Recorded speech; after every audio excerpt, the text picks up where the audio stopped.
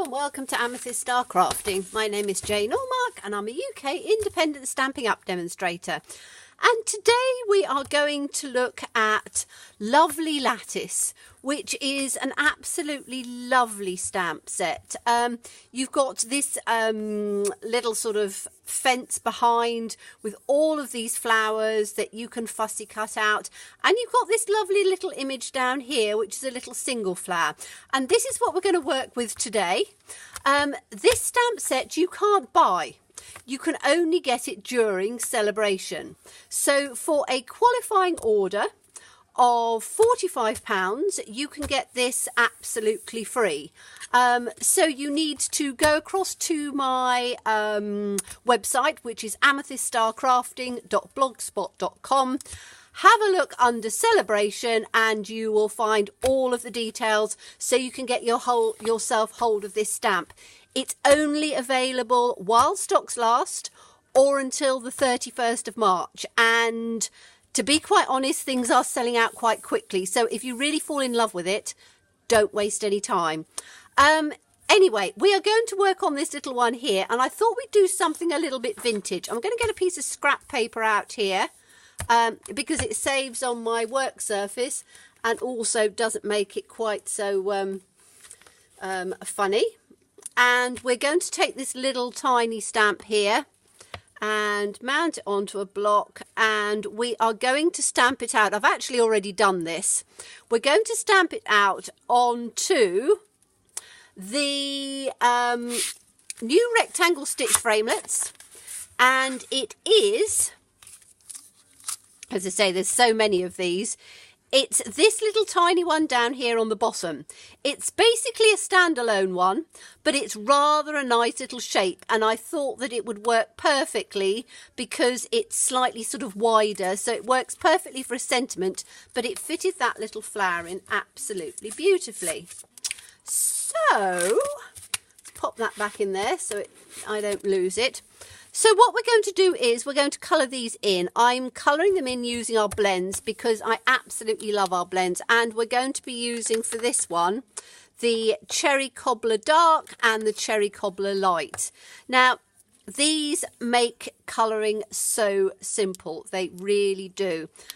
What we need to do is we are just going to follow in on these lines. So down in on here and take this one down like this. And then what I do is turn it around so I can see where my outside leaf would be. So I can then add the colour into that, and that's also an outside leaf. So you want your shadow in there. And just as I say, these are quite small little images, so you don't have to be too sort of precise on there. So that's the dark, and then before that's dried, we're going to take out the light, which I always struggle with because it's one that some of the early ones seemed to stick in not very well, and I do struggle getting the cap off a couple of them. Here we go. Because it takes the inside bit off, but that's only because they were the very first ones that came out, and I think they were still working on the cap part, which is absolutely brilliant now. So the new ones, as you can see, this one I got as one of the first ones, which is the light, and then I got the dark because I worked out how to do these lovely blending through just with two colours, so you get this lovely definition through. So I'm going to take this round on this one. I'm only going to do one, and in fact we're only going to do one for this particular card, but I'm going to show you one that I've done with four because I wanted it to be a bit of a vintage feel on there. Okay, so that's your light and your dark. So let me put those back. Make sure your lids are always in securely. And I'm going to use the light Daffodil Delight for this, and you can see these are the newer ones, so the lids come off very easily. And we're just going to add just a little bit of yellow round in on here. Now, it doesn't matter hugely on this one because most of it's going to be actually covered up because we're going to do a bit of decoupage on there. This one we're not going to use, but in the other card I'm going to show you, we would need 4 of them. So I'm just going to put that one out of the way because we don't need that now. Now, what I did then was to do exactly the same with another one and fussy cut it out. Again, I'm not going to show you that, but there we are. So we have the second one, which is exactly the same as the first one, but it's fussy cut out. And then we are going to put it up with a dimensional to give it that little bit of a layered look and a sort of very easy first sort of bit of decoupage, which obviously is all about layering and layering and layering, but this makes it very easy. So if you're just starting off in fussy cutting, this would be a really easy one to do because you're only cutting this one little image out. Then if you look on here, there's a little point on there and a point on there. So what we have to do is we have to line it up as best as we can. So I'm going to try and line up that point.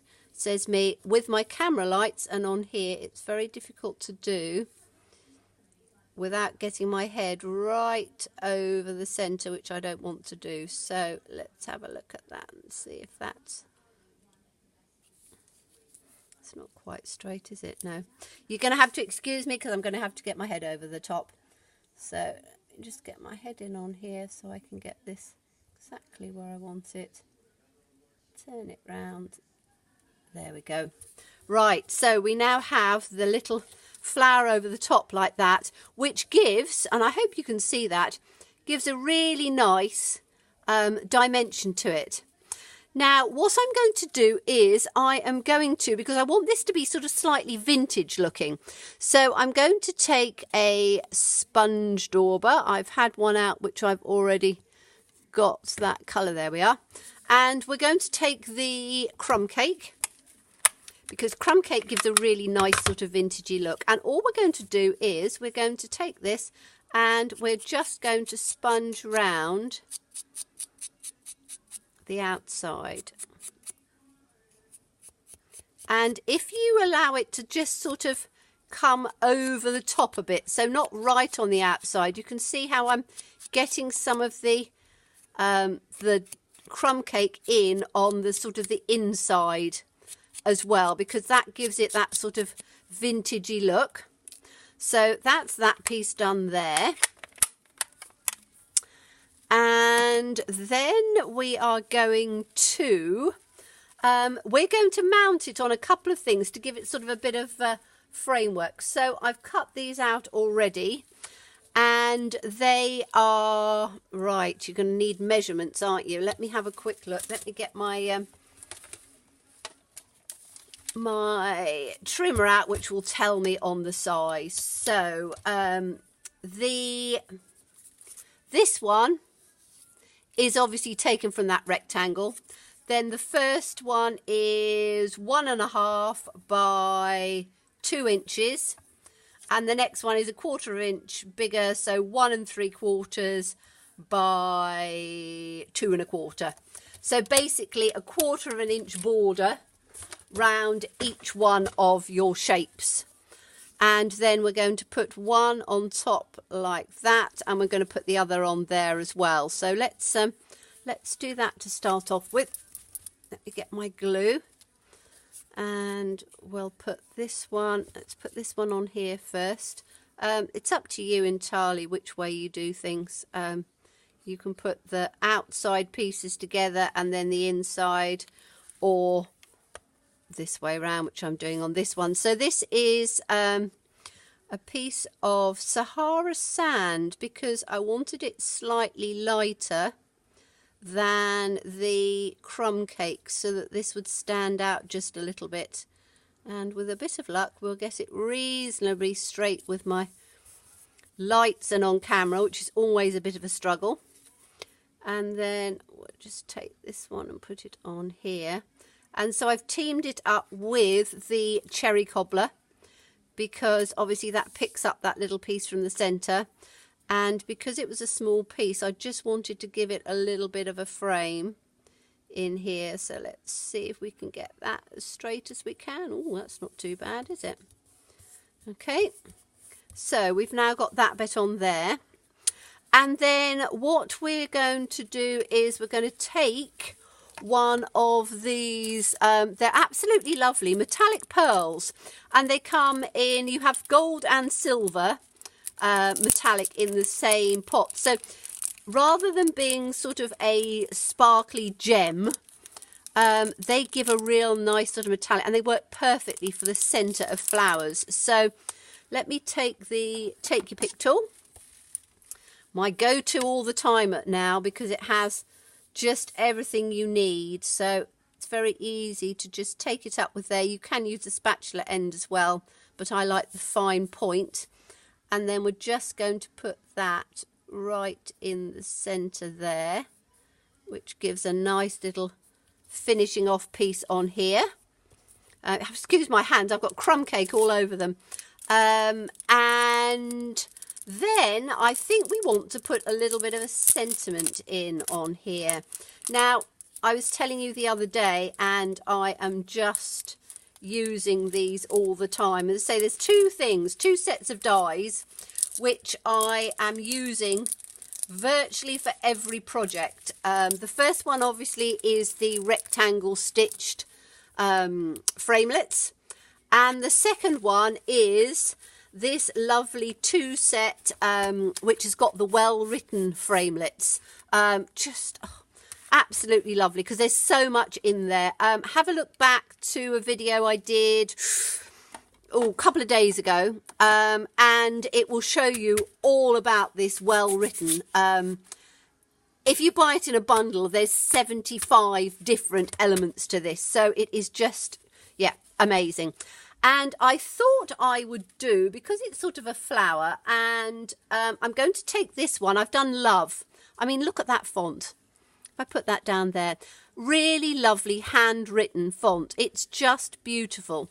And you can layer it up, so you can put quite a few on together. And I thought that just that across the bottom would finish that off nicely. Now, I could have done it in the red, but I think with the flower and the cherry cobbler background, that if I did it in the crumb cake, or the Sahara sand, which is now, or the cherry cobbler, it just might have just got lost a bit. So I'm doing this one in black. I have done most of mine and colour coordinated, but on this one I just thought I would do black. Black sort of the standby for everything. And as I said, with these little pieces like this, it's great if you have any scraps or inside mats and things, just use them and cut out some. So I'm going to angle this just across like that. Let's get that about like that. Just put that down, and then you've got that lovely little piece like that, which would make a beautiful sort of topper for anything. But I have put together sort of something that I thought would go quite nicely with this. So we've got a standard card base. I've just done it so it's opening this way. We've got a base of the Sahara sand. We've then got a piece of Whisper White to go on top.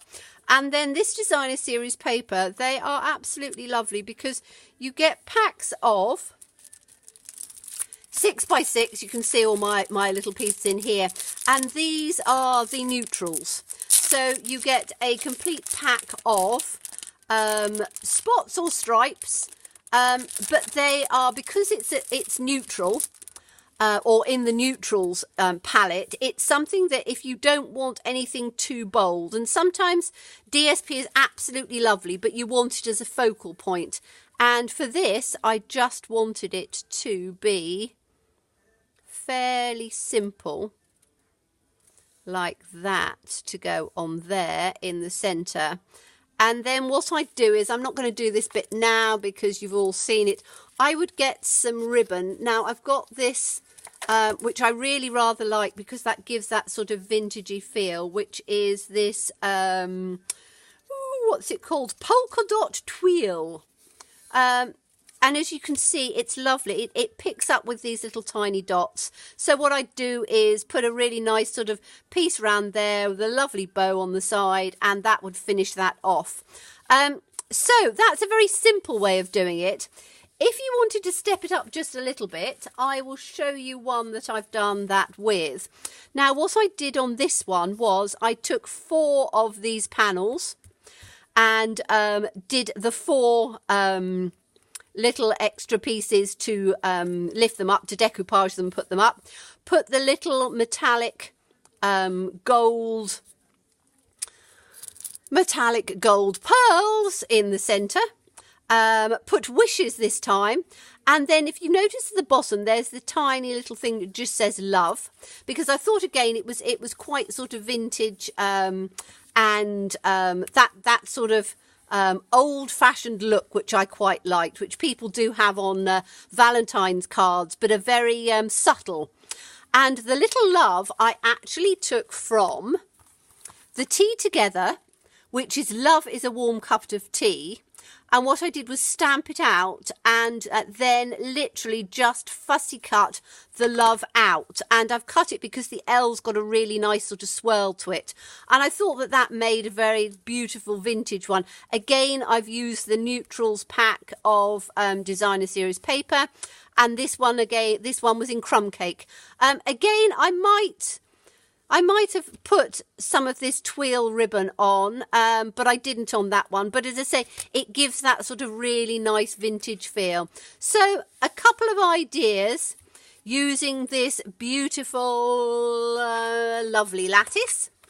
And as I say, the large one is absolutely stunning. I will be doing some things with that, but I thought I would take this tiny little one here and show you how to make some pretty cards.